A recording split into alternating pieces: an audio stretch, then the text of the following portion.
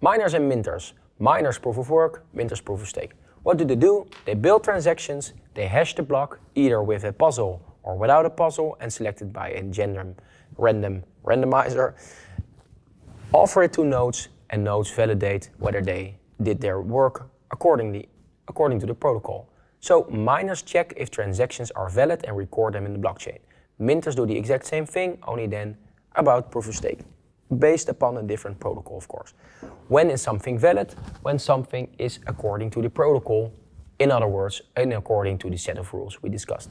So what do miners do? They build transactions, they construct transactions and check whether the private key belongs to the public key, whether a transaction is valid. They contain it in the field, hash it, offer it to the network.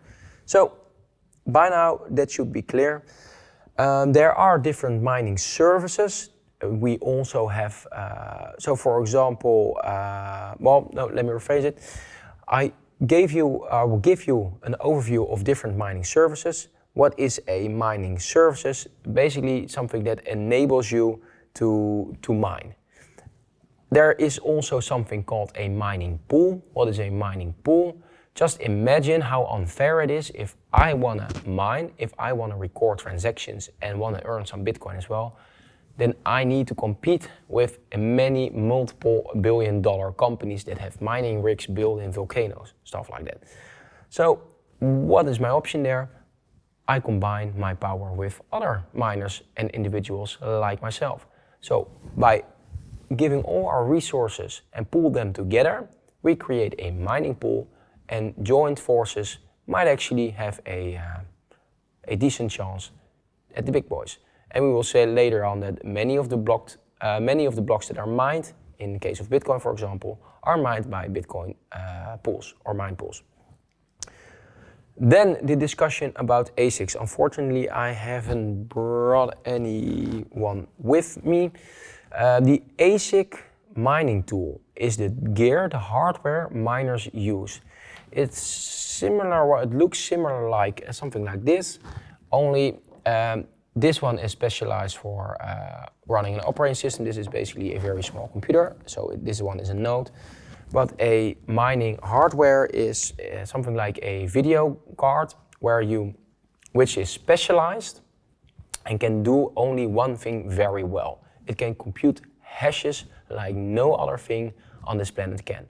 So the better the mining gear, the more hashes it can compute, and of course the bigger the chances are that you find your random number, which will lead to the block solution. I think we've discussed I'm going to leave that slide.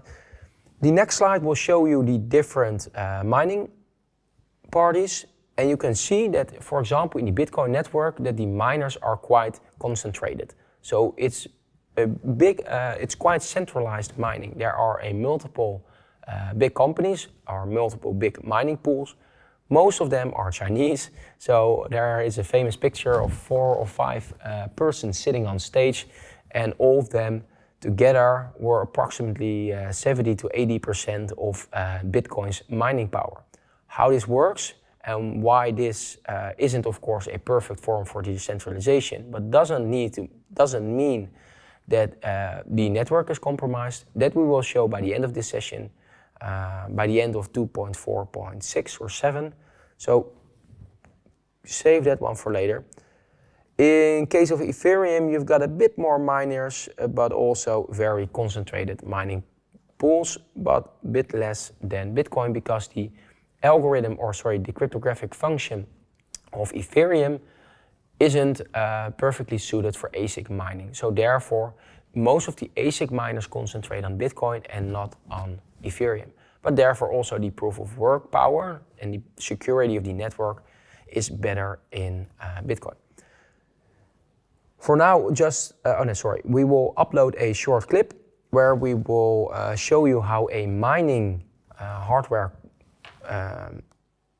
shed or a collection of mining hardware looks like. Just imagine a huge hall with all kinds of big rigs where these things are stuck together into the rig, And the only thing they do is, well, they do the two things. First of all, they make a lot of noise. So one mining rig basically can be compared with a vacuum cleaner that's 7 times as hard as a vacuum cleaner. Just imagine all those different mining tools, mining the Asic Minings, for example, combined in one rig, and then many rigs running on an electricity grid, which makes it very lousy. But all they do is calculate hashes, insanely amount of hashes within a very short amount of time, competing against other big halls on the other side of the world. So most of them are located where either the energy is very cheap or where you don't need to cool the mining hardware as much as a regular environment allows you to do. So in other words, it's better to be in a cold environment because nature cools off your mining rigs than your mining rig in the Sahara because it's already very hot and your mining rig fastly overheats. So not only do you need to find a sweet spot there, where is the energy cheapest and where are the conditions the best, but also it's important for many parties, where do we find renewable energy, so clean energy. And that's where it frictions regarding Bitcoin. The Bitcoin energy is mostly Chinese energy, and Chinese energy in this case is often the dirty type of energy made by the English words coals. I think it's called coals. But bottom line is they produce a lot of CO2 dioxide. Sorry for my terminology there. But bottom line is, if you want to tackle the problem, if you want to tackle the energy problem regarding Bitcoin, as mentioned before, is it really a problem? It's security. The problem here is that dirty energy is being used. So if you want to tackle the problem, tackle the source of the problem. In this case, try to motivate miners by, for example, increase the tax rate on dirty energy. So if you increase the dirty energy tax rate, miners will easily relocate to cheaper forms of energy, which might eventually be renewable energy. So that's the problem there. I will upload a short clip of, once again, Andreas Antonopoulos, who explains this very well.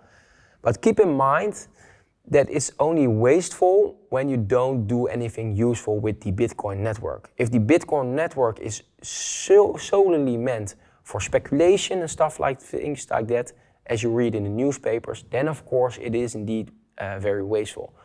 But in trueness, or to be honest, of course it does way more than just offer a store of value. It offers people a escape from an Orwellian future, for example. In Hong Kong, it offers people a stabilized network in Venezuela to store their money. It offers people like my colleague to transfer money on a global payment network without paying 50%. And of course, it offers way more opportunities in the future where it might actually even replace fiat money, which of course uses way more energy than a Bitcoin network. So if you compare it with the fiat money, for example, it's just a mere fraction. And there's a famous research regarding that. Also keep in mind that a lot of energy estimations are wrong, and this has been proven time over time. I will take a further deep dive in later sessions regarding that part. We will show you how these energy figures can be calculated. But for now, keep in mind that security is paid by energy, and reward basically reflects energy as well. So the Asic mining, or let me catch a break here. The Asic mining, of course, is a problem. Just as the concentration of Bitcoin mining power in China is a problem, they also use Asic tools. So imagine a world where Asic just flip a switch, where every miner all of a sudden loses mining power, or where you have a bug in the time. Well, let me rephrase it. There's a lot of dependency on one supplier here. So Asic has a centralized effect on the Bitcoin mining, which of course doesn't make the system fully decentralized. And we will explain later on in session 3, on level 3, why currently no blockchain is fully decentralized and perhaps never will be fully decentralized. But for now, just remember there is a certain amount of dependency regarding the tools we use, the Asic mining tools in the Bitcoin network, for example, but also in the region, in this case also in Bitcoin in China. I see the next slide coming up. We have a very interesting movie coming up about Chinese miners. It's very interesting to see how they live, how the surroundings look. But before we will do that, I will do one final thing. I will explain why game theory is so freakishly awesome regarding the mining process. So let me emphasize this a bit more so I can read it here as well. Here we go. So first of all, we have a mining cycle, which means it's a continuous cycle of 1, 2, 3, 4, 5 steps. First of all, we start with the race. As you now know, the race, of course, is nothing more than adding random numbers. The more random numbers you have, faster hashes per second, the faster you can run than your competition. So, if you buy faster hashes rates per second, then let me check, the hash rate increases. If the hash rate increases of a block, the block becomes more secure. So, also this means it takes somebody a shorter time to solve the block. Because increased hash rate means there's more power in a block, which means the block is more secure because it's more expensive to alter the past. It becomes more immutable, as we say. Finally, if it's shorter time to solve, the algorithm will check every 2016 blocks, I think it's either 14 or 16 blocks. It will check, is the approximate solving solution time 10 minutes? If it's 10 minutes, the difficulty won't change.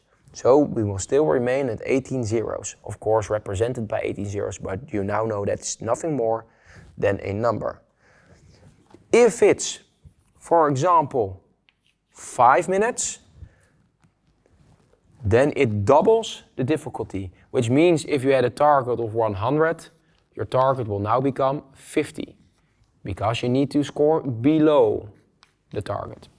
So, therefore, the increase in difficulty will therefore lead to a tougher race to build a block. A tougher race, tougher, I forgot to mention it, sorry for that one. A tougher race needs faster hashes per hour. Faster hashes per hour increase hash rate / a more security. More security will lead, or more hash rate will lead to shorter time. Here the protocol checks every 2016 blocks. Is the approximate time still 10 minutes? If yes, we can continue. It won't be tougher. If no, it will become more difficult. Also important, if it's 20 minutes, it can also be more easier. So then the target will be 200, which of course is easier to be below. It's easier to score 199. Well, never mind, you understand this. You're smart. Interesting things I need to mention. Oh yeah, it can only double every time. So the difficulty, I think it's only ×2. I'm not entirely sure. I hope some mining expert can verify this later on in the comments or whatever. But I think every 2016 blocks, you can't just double it from 100 to 10. So this is an increase of ×10. Every 2006 blocks, you can only double it with 50. That's a protection mechanism to don't get all the others behind. So if you have a super computer, you won't leave the computer, all the other networks behind.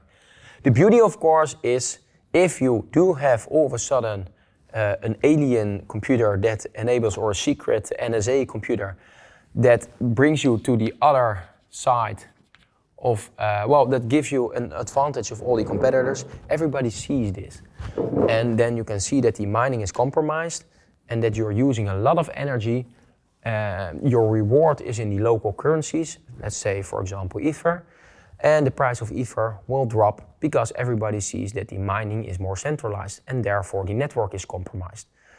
An interesting story, by the way, I always love this story. This happened actually once where 2 or 3 Russian researchers basically connected their research or the computer power of their nuclear launch platform to mine bitcoins. Yeah, unbelievable. I love these humans that try to do crazy stuff, but in my opinion, this might be a bit out of bound to connect nuclear computer powers to mine some bitcoins.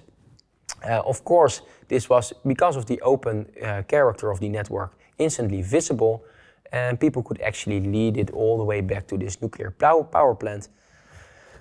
And eventually, I'm not sure whether they get fired or rewarded, I don't know, but it doesn't really matter. It was visible, and because it's open source, you can actually see what happens. Also very interesting is it once happens that a mining pool got near the 51% amount of power. So one mining pool got over the 51%, or no, it got near the 51% border. And why that's important, I will explain later on. So I will do another session of 51% attack later on. They deliberately said goodbye to several of their miners because they needed to split up, because if you got over 51%, you can actually start attacking the network. And that, of course, is not a very healthy thing for the value of the thing that you're mining. So they voluntarily split up in multiple ways, and the ecosystem solved this all on their own. So this was actually an example where miners showed that they had the interest of the network above their own personal interest. Of course, which is a logical thing because it's economically the right decision to make. And of course, when it's about money, people often tend to choose the best way for their own wallet. In this case, was splitting up the network or the mining network. Let me check, did we cover everything? Yeah, it's important to realize that mining power is actually reflected in value by Bitcoin. That's for the first time in history we have energy, money, which might be the purest form of money. Let me check, remember the properties, energy discussion. No, I think you can read this later on in the slides as well. I will do a sub-session for the 51% attack, and that will be it for now. Yeah, see you in the next one where we will discuss 51% attack of miners.